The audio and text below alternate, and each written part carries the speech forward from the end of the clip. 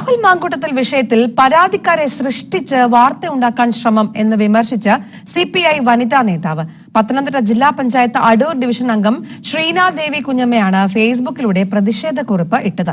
പരാതിയില്ലാഞ്ഞിട്ടും ഇരയാണോ എന്ന് ചോദിച്ച് ഒരു മാധ്യമ പ്രവർത്തക വിളിച്ചു എന്നാണ് വിമർശനം. 2 മണിക്കൂർ കൊണ്ട് 3500ഓളം പേർ ആ പോസ്റ്റ് ഷെയർ ചെയ്തു. തനിക്ക് പരാതിയൊന്നുമില്ലാതിരിക്കെ പരാതിയുണ്ടോ എന്ന് ചോദിച്ച് ഒരു മാധ്യമ പ്രവർത്തക വിളിച്ചു.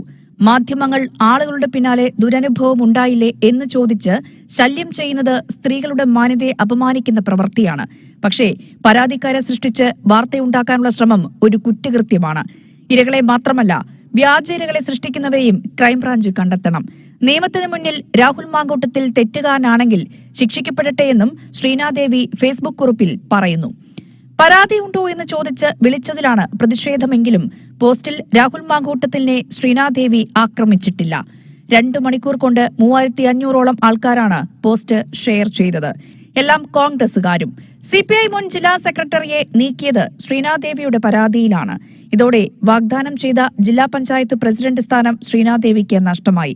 നിലവിൽ സിപിഐയിൽ നിന്ന് പദവികളില്ലാതെ പുറത്താകുന്ന സാഹചര്യവുമാണ്.